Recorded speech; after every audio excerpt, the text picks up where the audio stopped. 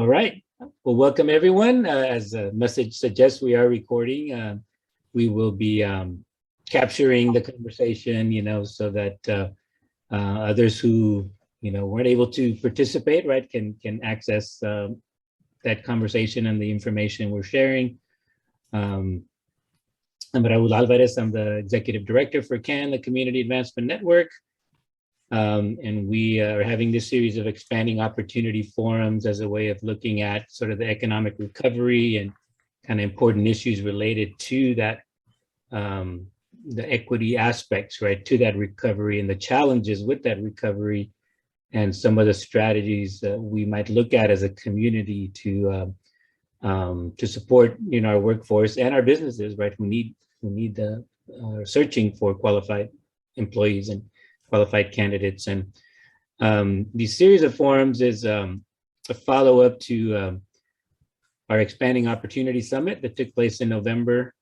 Again, starting to look at the issue of, how do we ensure an equitable economic recovery? What are some of the challenges we saw during the pandemic and that haven't gone away, right? So that we should kind of factor into our response going forward, so that we don't just kind of fall back into the normal way of doing things or the way we used to do things, right? But that we kind of factor the knowledge and the insights we gained during the pandemic and use that to improve our approach, right, going forward in terms of economic opportunities. So excited about today's panel discussion, and it's around building a family-friendly workplace.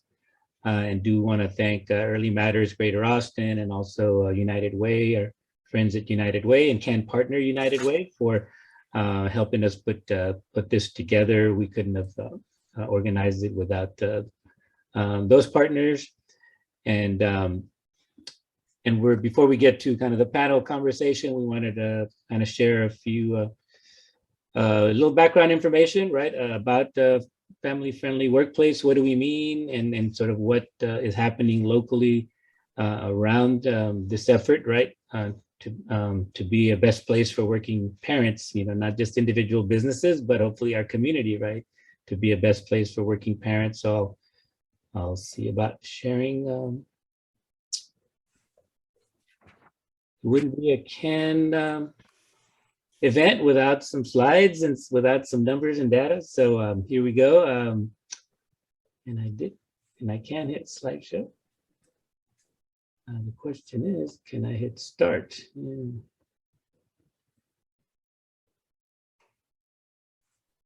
Let's see.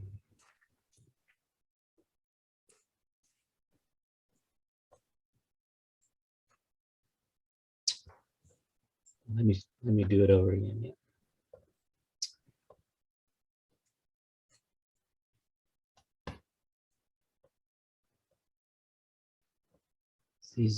These menus always make it hard on you.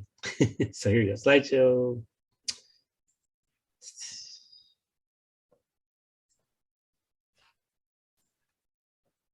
There we go. Hopefully we have a good screen, hopefully, that you can read. So again, welcome on behalf of the Community Advancement Network and our partners who are part of CAN, and of course our panelists, who I'll introduce shortly after we share a little bit of background information around the theme today on creating a family-friendly workplace. And this isn't something that's just kind of Austin specific. There is actually some standards that UNICEF, put together, which shows, again, partly I shared because it shows that it's not just, again, a local or US kind of issue. It's an international issue of kind of creating workplaces that are family friendly, and the importance of doing that, and in the UNICEF report, again, you can go find that, but it says, but what they consider, right, kind of the 4 pillars that they highlight are, paid parental leave, so you can care for young children, supporting breastfeeding, affordable, accessible, and quality childcare, and child benefits. And by that, they mean like cash benefits to ensure, that families have access to kind of healthy food, healthcare, and a good education. Another This is a little more recent. The UNICEF kind of report is from 2019. This report or story published by Indeed was last year. And so this, again, you see there, kind of how are they defining family-friendly policies? And, I'll go into shortly just kind of how, Early Matters Greater Austin has defined it and how we're approaching it. But you see, they're going to see a lot of overlap, in sort of what works or what parents need or desire, right, when they're looking for jobs that are family-friendly. But I think it was kind of important in the Indeed report that the importance of having family-friendly policies is that they help workers maintain an effective work-life balance. It reduces employee stress and enhances job focus, increases employee satisfaction and reduces employee turnover, demonstrates the value you place in your employees and their well-being, and provides a unique way to market business, your business to job candidates. Obviously these are benefits, right, or importance of these policies for the employers themselves. And that's echoed in the information you'll find in, again, our Early Matters Greater Austin. Can you see the link there? And I think we're going to share the link to the PowerPoint in the chat. But this is, again, more on the advantages or the importance, right, of a family-friendly workplace. Obviously childcare being so integral, and it's going to be mentioned a lot, right, during this, this presentation and discussion, and just the economic impacts it can have on businesses, right, when childcare is not accessible. And again, having these family-friendly policies increases productivity, loyalty, commitment, resilience, resilient employees, happy employees, healthy employees. And again, the childcare, of course, having quality childcare and affordable childcare, just the impact it has for those individual families and children, and in our community, because our community thrives as our children thrive. And there's a couple more bullets, in terms of advantages of a family-friendly workplace. It's important, right, just to realize, right, that 60% of children under the age of 6 have both parents in the workforce. So again, the importance of being family-friendly, but also of having access to quality, affordable, accessible childcare. And then 70%, you see that stat of non-working middle-skilled parents cite childcare as one of the top 5 reasons for not participating in the workplace. And then looking at the millennials who are part of the workforce, right? 83% of them said they would leave their job if they found a job or employment that had more family-friendly benefits. So I was making the case for this approach. And what does that mean? This is also from Early Matters Greater Austin, but so when we're talking about family-friendly or kind of building a best place for working parents, right? If you're a business who's the best place for working parents, and sort of what is the campaign pushing businesses to consider, right? And these are some of those policies, and practices in terms of healthcare, right? Paid healthcare, paid time off, maternity or parental leave, breastfeeding, childcare, right? A variety of ways to kind of support childcare. And this was true before the pandemic, right? For families, right? Having flexible working hours and working remotely. But of course, that became ever more evident during the pandemic. And even now is something people search out for, just because, there are businesses that have kind of incorporated this flexibility, right? In the work environment post-pandemic. And then I'm going to just talk a little bit. There is some stats here, and it is from Best Place for Working Parents, a report released last summer, and I do think it's it's a survey of actual parents, right, to kind of get their view on these policies, and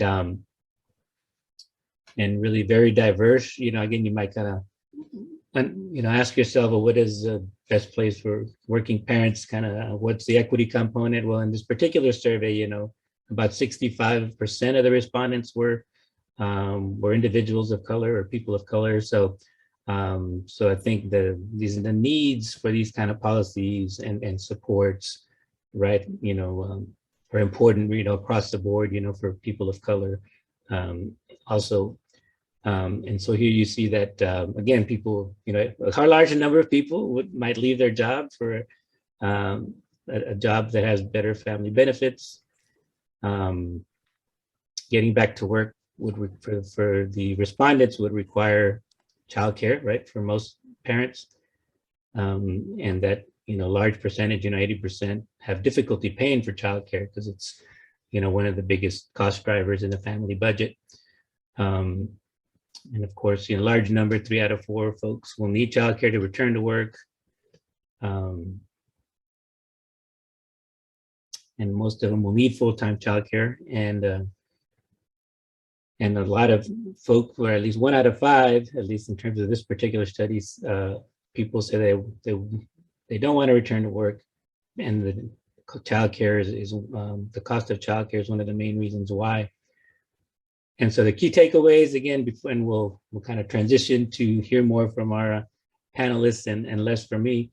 But of those 800 sort of respondents to that survey, of those 10 policies, right, these were the top 5, that they felt were most important to them, just given those who responded. So it's flexibility, paid time off, childcare assistance, remote work options, and parental leave. So again, a lot of uniformity in the kind of studies that we see around this kind of idea of a family-friendly workplace. And so I'll just kind of just share this last slide. I'll come back to it after we have our conversation with our panelists. But so several years back, there was this push to build kind of family, for businesses to adopt family-friendly practices, and it kind of turned into kind of this designation for businesses, local and in other cities and in other states, right? Designation as a best place for working parents for businesses. And so best place for working parents, has over 100 businesses that signed up last year, and they're recruiting this year, right, to add to that number. So between now and February 18th, again, there's an ask for businesses to kind of take the pledge, or to really look at the way they do business, and to try to incorporate some of this, working hand in hand with our Early Matters Greater Austin team here. So so I'll come back to this in a little bit, talk a little more about the campaign, but I'll stop share and introduce our panelists. And thank you for that, just to kind of set the stage for the conversation. I know our panelists are familiar with this because they're involved with the Early Matters Greater Austin effort. So thank you so much. But I'll introduce our panel real quickly, because we wanted to come approach it with by featuring different kinds of businesses, right, that are in different industries. So we have Adam Orman, co-owner of Loca de Oro. Hopefully I say that right. I'll say it in Spanish, but it's Italian, I think. But he's, again, been in the restaurant business for over 20 years, and he has this restaurant, Loca de Oro, in Mueller, I believe is what it says here, and with a business partner, Fiore Tedesco. Again, there goes my Spanish instead of my French. And he, all right. And then, Adam's also a co-founder of Good Work Austin, an association of small businesses dedicated to providing support and resources to owners looking to implement benefits that will keep their employees and their businesses and our community healthy. We also have Jeanette Ward. Welcome, Jeanette, from Texas Mutual Insurance. She's the COO, and she's been with Texas Mutual, it looks like, for over 20 years also. And she has led her time and talent to serve a lot of charitable organizations, and speaks frequently at industry events, and was a 2018 Woman to Watch by Business Insurance, and an executive to watch in 2020 by Risk and Insurance Magazine. So, so great accolades there. Well, thank you for lending your voice and expertise today. And of course, someone I go way back with is Ali Khataw, President and CEO of Encotech Engineering, and I guess he founded it as a single person operation and has grown it to 30 employees. So congratulations. Has, again, 30 something years of in the engineering world, doing his work in designing and managing projects, and very active in the community. I know that as a fact, just kind of seeing him out and about and wearing so many different hats. And he, I know, is the 2023 board chair elect, right, for the Greater Austin Chamber. So I think that's a congrats and not a regret, right? You know, it comes with a lot of work, but it's a great opportunity and it requires a great deal of commitment. So thank you, right, for making that commitment in so many different fronts, you know, that you're active and you use your voice to, again, to improve the community. So, so I'm going to just kind of lay out sort of the main prompt and allow our panelists to kind of share, you know, 10 or 12 minutes each about sort of how they got involved with this Best Place for Working Parents, and sort of what prompted them to go down this path, right, of trying to look at the family-friendly workplace, or building a family-friendly workplace, the challenges encountered along the way, you know, either when you launched it or in maintaining the policies, and you know, and any unique challenges to your business, right? Very different businesses, right, that will that are being featured. So was there anything specific to your business that kind of makes a certain one of those bullet points or particular policies more challenging? And then again, anything about how your employees, again, you know, the impact on employees, right, of providing this for them. So, so I think I'm gonna, I don't know if someone wants to volunteer to go first, but if it's up to me, I'll probably just go by alphabetical by last name. So I think that would mean Ali goes first. Well, thanks, Raul, for this opportunity to say a few words about this program. So I serve on the Early Matters Greater Austin Committee. And the reason is I have this passion of the idea of people coming to work, not to just get paid and make the ends meet, but actually enjoying and having a passion to do what they do. And the only way you can create that is to create an environment in an office that is attractive, and it increases the culture. So one of the things that we were having major issues was recruitment, and you know, necessity is mother of invention. And so taking that thought further, we decided, what could we do to make ourselves more attractive, to attract talent, so that people apply for jobs, that we have open positions and so on. And so we started building a culture of and it was like a checklist. And luckily, at the same time, this conversation at Early Matters Greater Austin was going on, and it really resonated with me and my leadership staff that some of these stuff made sense to do.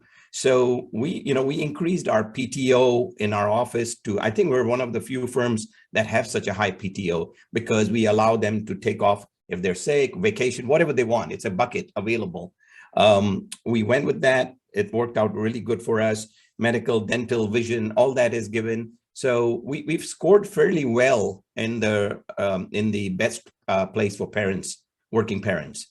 And the reason for that is because a lot of the items that are listed in the checklist we check off. We have seen, so lately what we've been doing is, when we apply for open jobs, and we put ads on our website, we even have gone that far that the signature of our company, which appears at the bottom of the email, has those awards from, you know, working parents and family friendly business and so on. And so so that when anybody is talking about anybody, they know the culture that we have and we can spread that. It makes total sense to us as a small business. And I don't know how much you want me to talk, but there are some things that a small business cannot meet. I mean, unfortunately, I don't have a childcare facility. I would have it in a heartbeat if we were big enough to afford it and put it here. That's all I can say. I know Jeanette has some great points on childcare stuff and all that. They've done amazing there. And is there any feedback you've received from your employees? Oh yeah. So here's the feedback. So Austin Business Journal has a survey they do for best place to work, and amazingly they do it very discreetly, in the sense that they contact your employees direct, and it's not like the leadership is applying for it. So employees, they take the survey, and it's done in a pretty random manner. So since we started following these guidelines, we actually won the Austin Business Journal's best place to work. And under the small business category, we were the only engineering firm. There were many others from other fields, but we were the only engineering firm under small business to win that in Austin, Texas. So yes, ROI is there.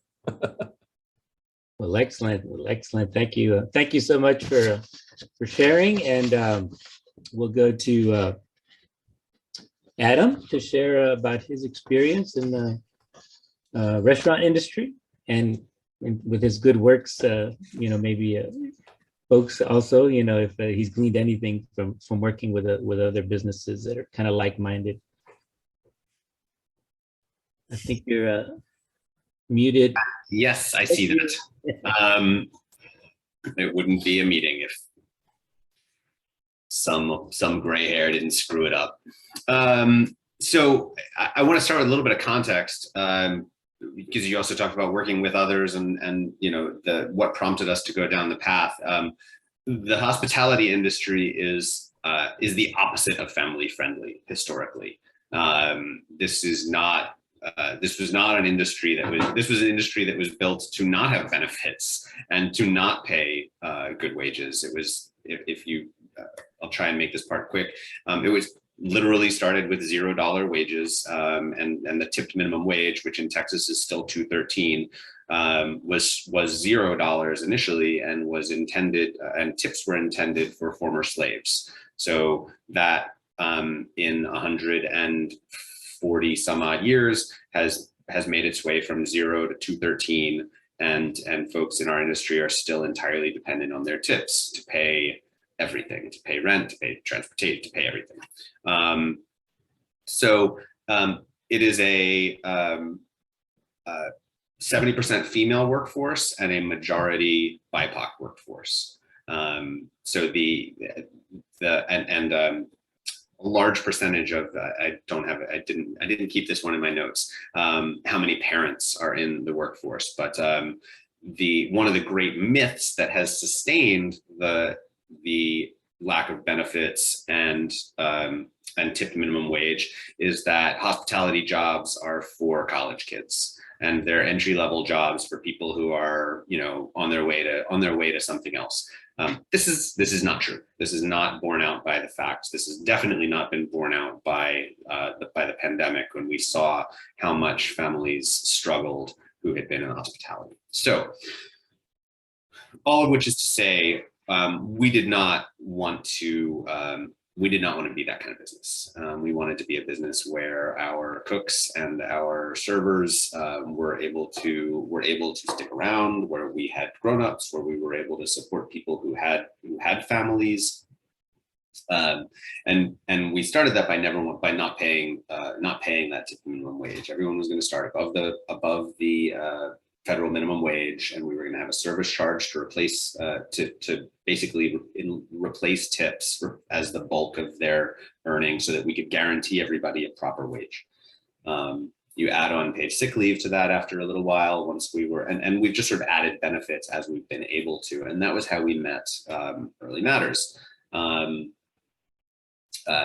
Adding paid sick leave, adding healthcare benefits, and trying to educate both our customers and our employees as to why it was we were doing things the way we were doing them, because nobody else, very few other folks in Central Texas were doing this combination of things. The service charge, I think there was maybe one other restaurant. Actually, there weren't. There were restaurants that didn't accept tips, but there was nobody who was doing a service charge when we started doing that in 2016. So there were a lot of, you mentioned obstacles. There were a number, and it was a matter of trying to change tradition. And in this case, there is a huge lobby on the other side that is trying to maintain status quo and keep the minimum wage depressed, and not only not allow for things like paid sick leave or childcare benefits, but not even have the conversation. What does that mean? So there's pushback. There's pushback from employees who don't want to be a part of a system that doesn't benefit them the way that they're used to. They want to walk with cash in their pockets. There's pushback from customers who are just used to seeing prices that are artificially depressed by those low wages, and we won't even get into what food costs is, but principally by the fact that they are paying their wage, they are paying the wages with their tips. And then on the employee side, I hear a lot from other places. I can't believe that we're providing these benefits and we're paying these wages, and I still have people no call, no showing on holiday weekends. And that's where just this whole tradition of folks not trusting the industry and thinking that the industry was meant to be one thing or isn't meant to be taken seriously keeps it that way. We're self-fulfilling prophecy. I think there's a cliche for that. So there's a lot. As far as I'm not sure if you want me to stop now and answer some of and get back to other questions so that I'm not taking too much time. I'm gonna let you make the call, Roll. No, absolutely. You still have several minutes. Okay. If you still have a few thoughts to. Yeah. So I just wanted, so now it's kind of specifically about childcare. It is a huge problem in our industry, principally because of dinner. There is no, Kathy, you can back me up on the actual number here, or Brooke. There are no licensed non-traditional hour childcare providers in Austin, I believe, and it is something that we are working closely with Early Matters to determine where the greatest need is for that childcare and what would be best utilized, so that because there is money available now to try and create that sector from nothing, and we want to make sure that if we do, that it's utilized and that it is what people actually need, because currently there's a lot of, it's all trading and it's using friends and family, and it's not simple. It's not an easy thing to solve, because which is the second part, because we are sprawling. And a lot of people, if they are not making a living wage in a city where the cost of living has gone up as much as it has here, they are not in Central Austin anymore. So the idea that we would put a beautiful, gleaming new childcare facility at 38th and Lamar and expect that people were going to be able to utilize that, who were working dinner service at restaurants all over town and who live in Del Valley and Pflugerville, is obviously not realistic. So what do you do? I hope that by this time next year, we'll have a really good answer for you for exactly where those places go and how they best operate. But what that has led what that has led me to realize, or led me to think a lot about, is that it's not just about childcare. It's also it's also about housing. It's also about transportation, and it's really about what kind of city, not necessarily just what kind of business you want to operate, but what kind of city you want to live in. And that may be something that is specific to a small business, because I know that my business can't do all of this alone, and doesn't make a big impact if we do all of this alone. So it is really necessary to have a hospitality association, and to have relationships with other small businesses who want to stay in Austin and want Austin to continue to be a place that, or be a place that supports small businesses, locally owned small businesses even more. And it is and to do that, we need a combination of all of these things. And we need the businesses to start by saying, these are the things that we need to provide for our workers to be able to have them live in Austin and live close to where they work and spend money in Austin at all of our friends' businesses. And then we need Austin to help by supporting us, promoting us, incentivizing this behavior to bring people over who are close but not quite there. And then, transportation and housing are kind of the big elephants in every room right now. A business can't be family friendly on its own. It really requires the support of other businesses, city, state, and federal government, and the rest of the business community. So I think. Yeah, and I think I want to have a kind of a follow-up after we hear from everyone on that, like what can the public sector do, right, to support, right, and be part of creating that community, right, that's family friendly, knowing that, and how many employees were you in your business, Adam? We have between 25 and 30. So you have, similar to Ali, who's in terms of number of employees, right? But in a different industry, but also maybe not at that level where, again, you can do as much as you'd like to, right, on your own, right, for your workers. So, and we'll come back to that question, because I do think that's affordability is a big challenge in our community, and childcare and housing, right, and transportation all play into that, right? It's not just a housing challenge. So we'll come back to that, like what would be helpful, right, for folks in your particular industries or size of business, right, going forward. But let's hear a little bit from Jeanette and their experience as Texas Mutual Insurance, and which I think you probably are a little larger than 30, but I'm just kind of speculating. Maybe you can start by kind of sharing a little bit about Texas Mutual and the kind of work you do, and how you've been able to do the things you've been able to, right, around this best place for working families. Welcome to me. Thank you. Yeah, so we are a little bit different. We have over 1,000 employees all across the state, but the majority of our employees are here in Austin. We're neighbors with Adam. We're in the Mueller development. We have about 750 folks here in Austin, and then the rest are in Dallas, Houston, and Lubbock. And our journey on specifically childcare started probably about a decade ago. We did all the other things to be competitive compared to other insurance companies, and also because we're in Austin and we have also an IT department, we also try to make sure we're a competitive employer from a high tech perspective. So those are kind of how we benchmark our benefits that we offer.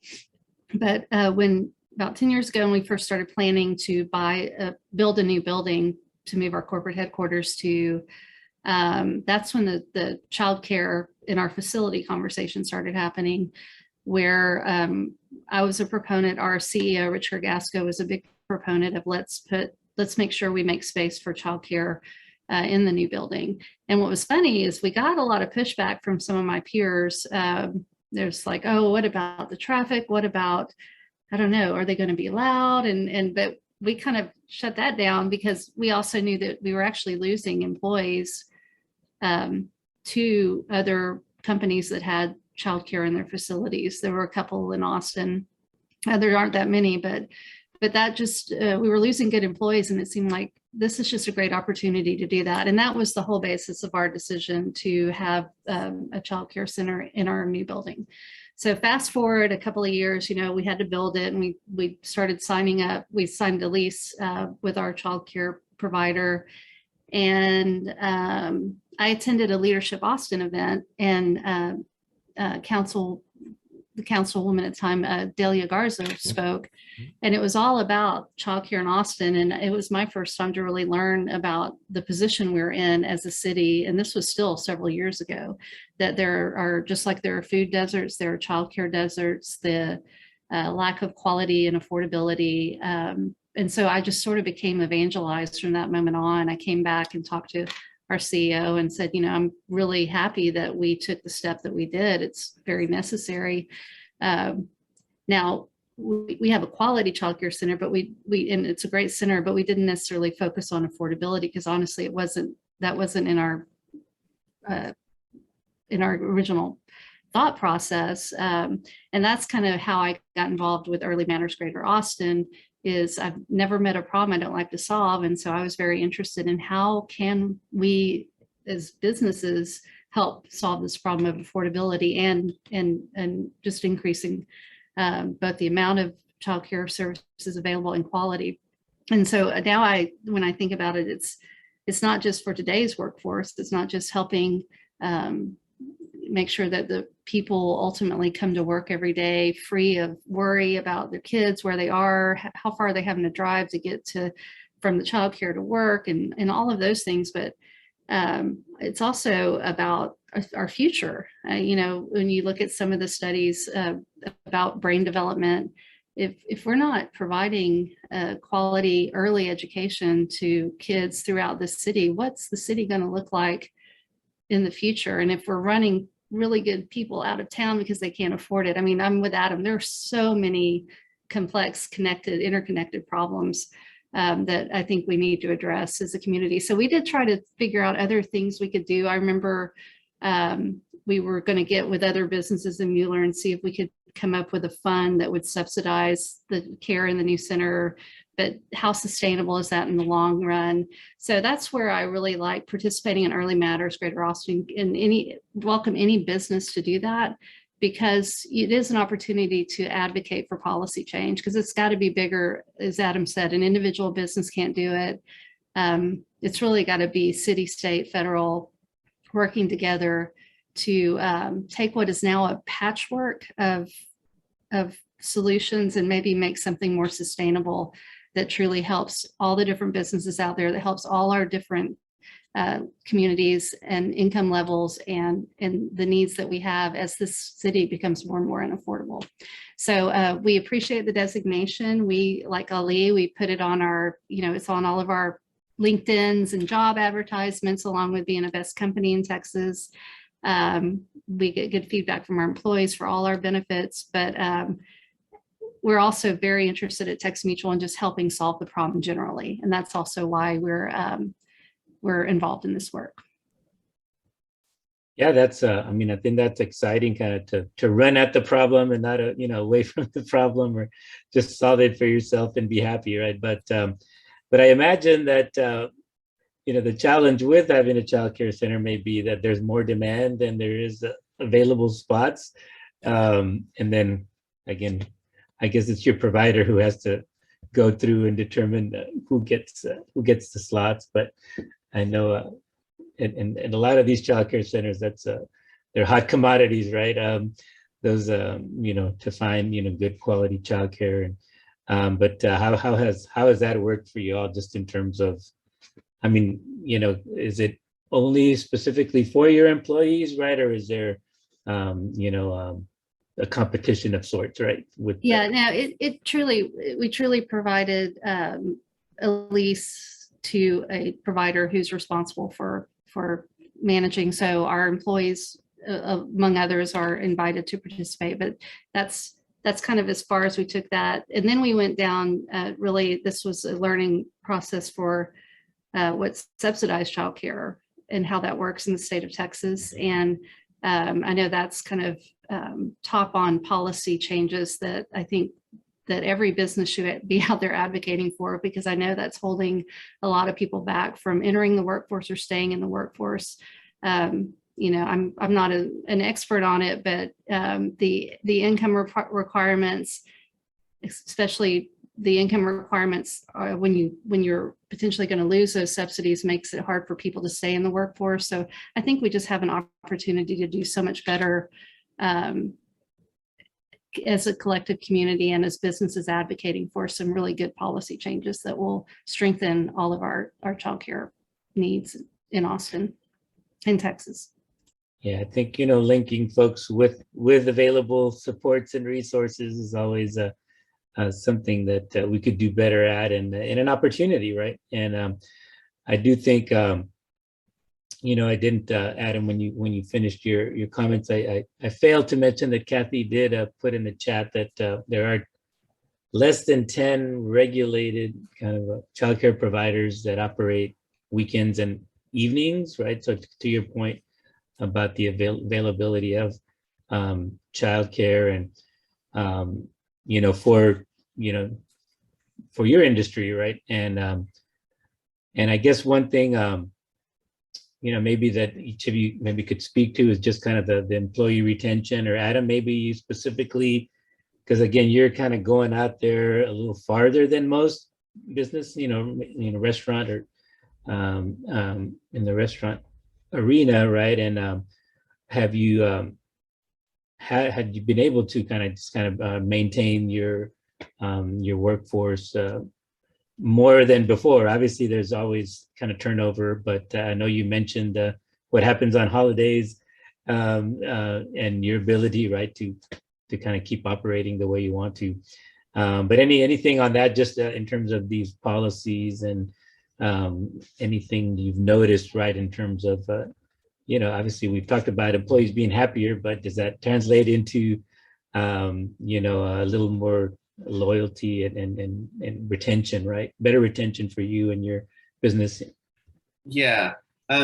Yeah, the thing that I always point to, I mean, things have been so complicated post-pandemic that I don't feel like I have a big enough sample size to know. But before the pandemic, we had not had anyone leave service on the service side for another restaurant job in almost 3 years, which is amazing.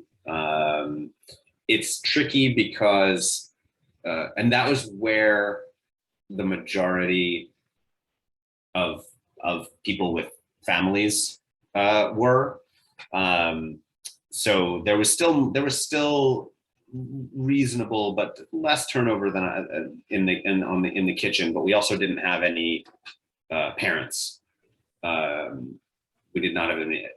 We did not have as many parents in the kitchen. So and that's mostly held up post pandemic. I mean, we really, I would say 80% of the staff stays in place, and then you know, and then there's a little bit of turnover at the end. But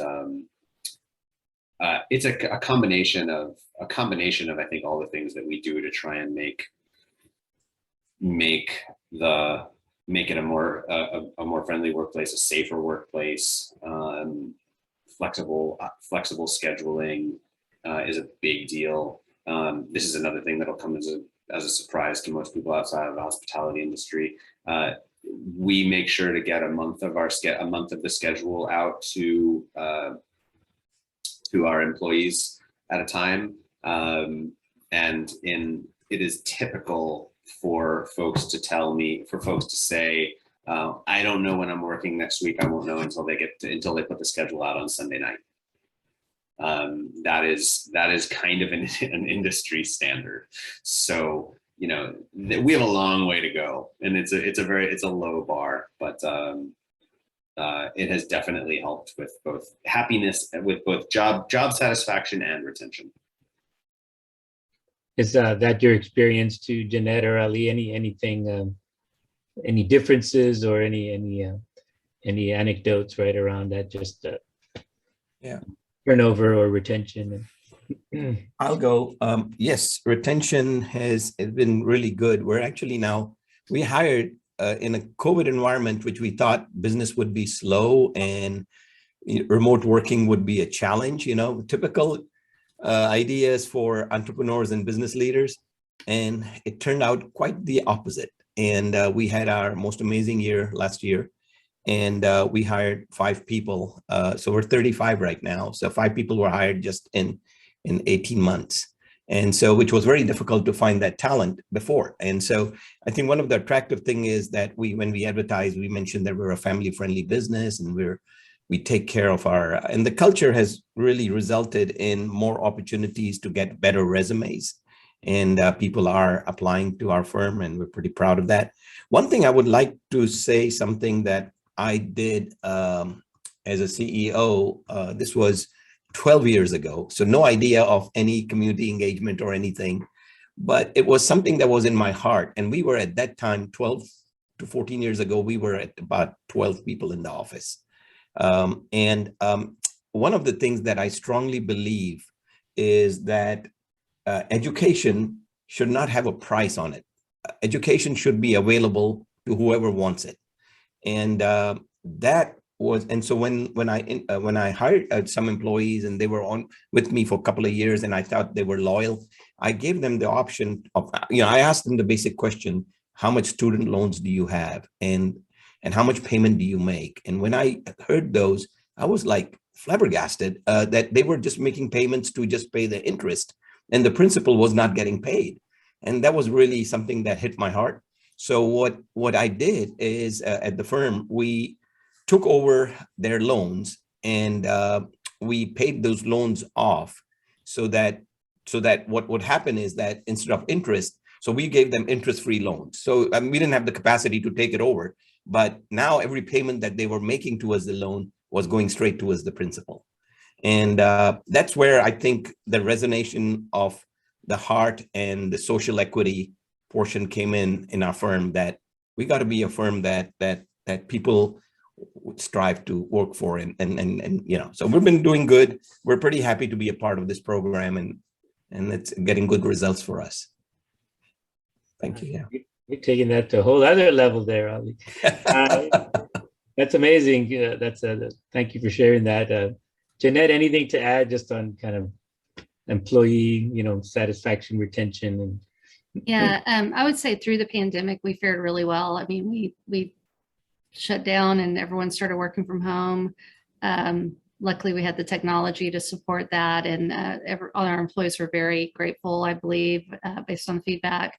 I think, you're hearing a lot about the Great Resignation, and I think all businesses are feeling a little bit of that, where with all the movement and people leaving, it's creating openings, and then people are being poached. So we're starting to see a slight increase in retention, but it doesn't come. I mean, what we hear is we love working here. We love all that you provide, but I think what maybe corporations are going to have to face is employees' expectations of the workplace, and especially workplace flexibility.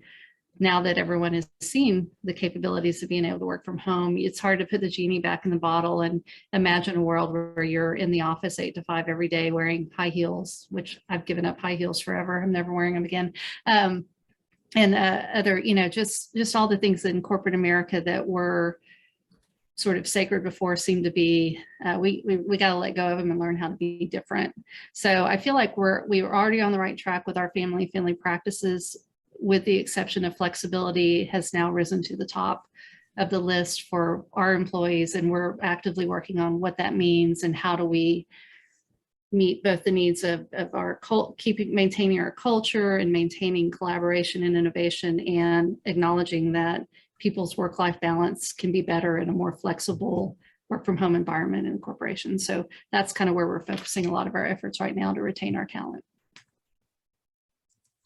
Yeah, no, I think that's, a lot of us have gotten used to that flexibility and work hours and work from home and all that. So for, the industries where that's a possibility. And so I want to kind of shift a little bit. Just because we've touched on it on the edges, right? But it's in terms of kind of support, right, for businesses to be able to deliver some of these family-friendly policies, because I know we've talked about paid leave, whether it should be mandated or not. Obviously, there's some things that are maybe at a federal level and some things that are local level. And we've touched on childcare, a little bit in terms of availability, and just kind of the need, obviously, to look at that access to quality and affordable childcare. But what arenas do you all think are the ones where you think, again, either laws passed at the federal, state, or kind of local level could help you, or resources, of course, with the affordability question, right? It's always a question of resources. And so is there anything that you want to add either to childcare, right? And then the ability to provide that more readily, or anything else, again, that has more of that, kind of requirement or regulation or legal sort of assistance. Yeah. I know Adam had talked about some of that, obviously at different tiers of support, but I didn't know if you had anything. I know you mentioned the childcare piece, right, and the availability for folks that work in your kind of industry, but anything else that stands out to you as a way government at any level could support?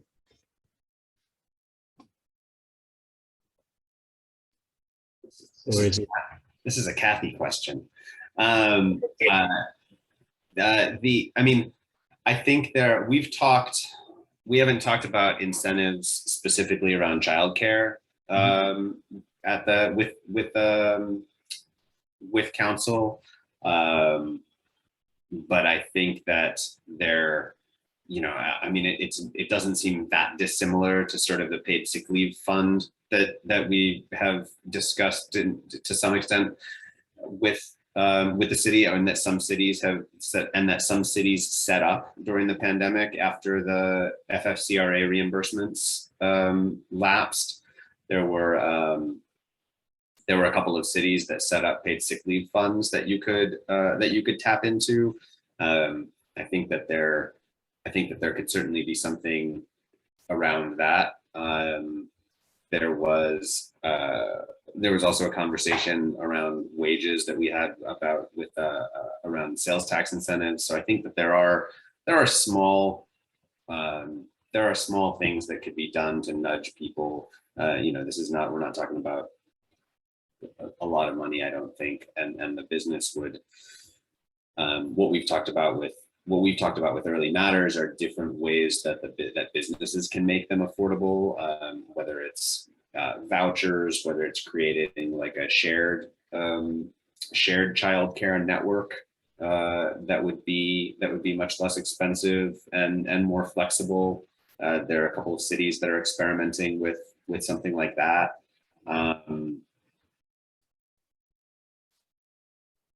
Well, good. I think that gives us a few leads to go on. Anything, Ali or Jeanette, on again, just kind of the support from the private sector, because a lot of it comes down as sort of mandates sometimes, right? But if is there a carrot or a approach, right, that would be helpful to you or businesses like yours?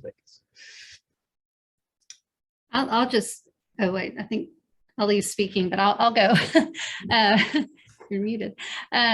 So, every business is going to have a different perspective on that. That's why I really encourage any business out there who's interested in helping with these issues to consider joining Early Matters Greater Austin, because that is the business voice in helping to solve these issues and to advocate on the policy side. So I know some of our members have spoken at hearings at the Capitol. I know we talk to the city quite often, and it's just a good place to bring the thoughts and ideas, but also, bring caution to maybe there's some policy ideas that sound good from one perspective, but when you get the business perspective, it's a little different. So I just encourage people to come join us and help us in crafting our, what our stance is, and then advocating with the right folks, either city, state. I don't think we've ever lobbied federally that I recall, but that would be my suggestion, because there's so many different opportunities to make policy change here. So it's just it's a good place to be with other businesses.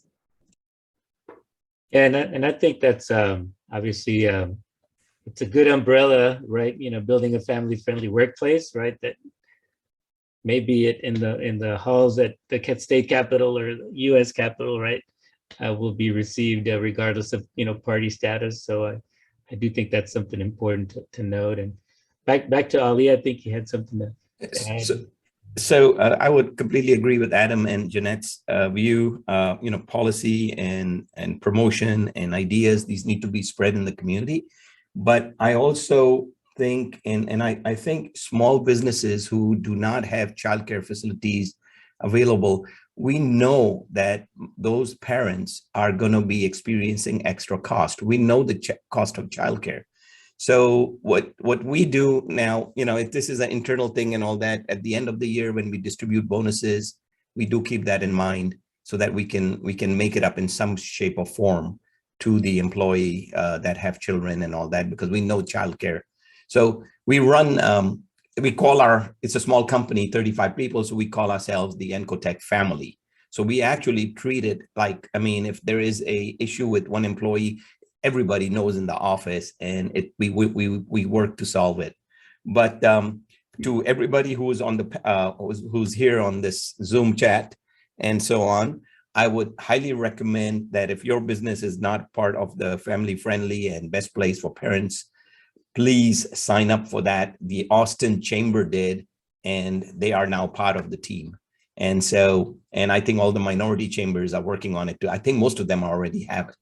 So all good. I appreciate Raul for bringing this discussion forward. Well needed for the community. Yeah, thank you, Ali. And I think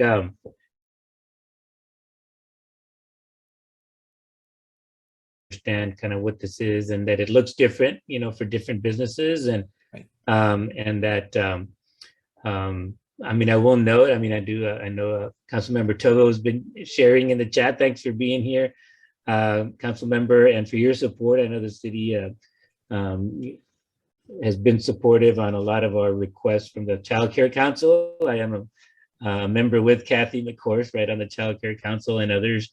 And so I do think, again, as we learn things and then we kind of work it through the system, you know, we have a supportive council, and I think we have, you know, I know the new EDC has got a role to play in that. So I know that's hopefully another opportunity there to again, just help address the need and the demand, and because of just the amazing way that it impacts so many facets, right, of our community and our workers and our families. And but I think as you know, the city of Austin has kind of been on that path, right, or of being a best place for working parents. And then I think this week Travis County announced, right, that it's kind of pursuing that as well.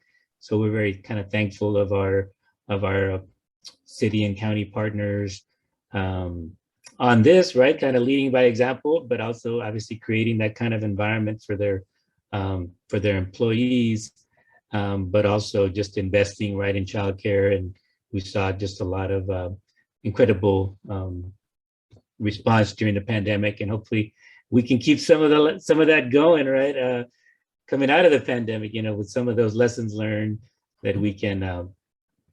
And so again, I think you all have kind of promoted this. I do have a couple more slides because we are trying to encourage folks to sign up right before February 18th. And I'm gonna just share a couple slides. They're much prettier slides because they come from Early Matters Greater Austin and not Raul. But again, this is again through February 18th. Again, trying to up those numbers of folks who have taken the pledge and are working towards this designation. And you see again that there's some branding, right? There's some exposure, you know, some communications that goes with it, and some mentions on the websites and in the media. And then there's again information that gets distributed. via the channels, right, that Early Matters Greater Austin has established. Let's see if I can forward.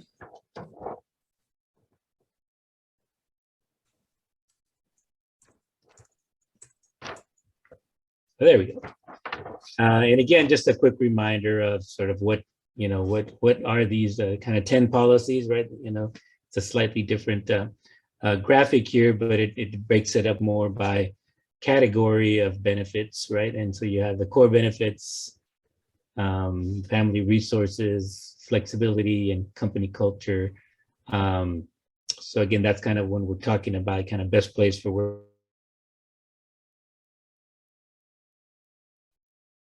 And so again, obviously there's benefits to the industry or to the business, right, as we've discussed. But there's also all these communal benefits, right, or different level of benefits, to the firm, as we've talked about, to families, and that helps the families and helps kind of grow our economy and the economic health of our community. And then of course, supports our kind of economic and environment or infrastructure overall. And then here is the website you can go, right, to take the assessment and to connect with Early Matters Greater Austin and get some questions answered and get some, advice on sort of how you launch into this process. And of course, for those who prefer to use the QR code, there's the QR code, and then it's in, like I said, I believe we put it in the chat as well, the presentation. So it'll be on one of the final slides there. And finally, like I mentioned at the beginning, this is a series of forums CAN is hosting around this issue of expanding opportunity, especially, at issues relating to the economic recovery. You can find on our website proceedings or the videotape of the discussions at our summit in November. January 26th, we had the conversation with our chamber partners at the Asian Chamber, Hispanic Chamber, and Black Chamber, talking about issues relating to the economic recovery.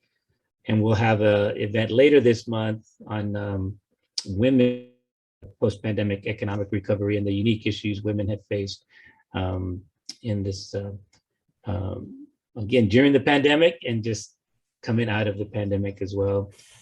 And so, and there's our info, again, that's in the PowerPoint you can access. But with that, I'll just give our thanks to our panel for taking the time out to share your experience. I know, again, all of this takes you away from the work that you do. But I really, I think it's great for folks to hear from not just Raul, the policy wonk, right, but folks who are on the ground trying to make this work and to show that it can work, right, and that we can do more of it if we have supports from community, right, whether it's other private entities or public entities trying to support this idea of creating a family-friendly business or a community that's family-friendly and person-centered. And I appreciate that very much. We'll make this recording available and send out, the notice, when that is possible, along with the PowerPoint. So for those of you who are in attendance and who registered or maybe couldn't attend, we'll have that available.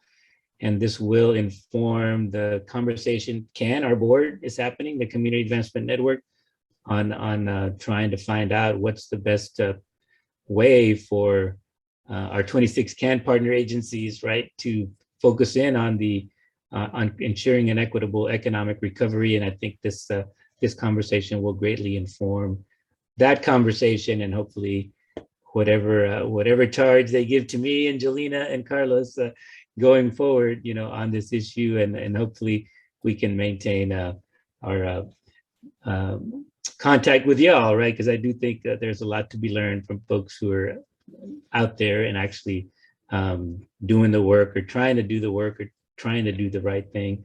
And so with that, I'll thank you one more time to our panelists, but also thank you to the participants and to our staff who helped pull this together. So have a great rest of your day, and we'll be following up with you shortly.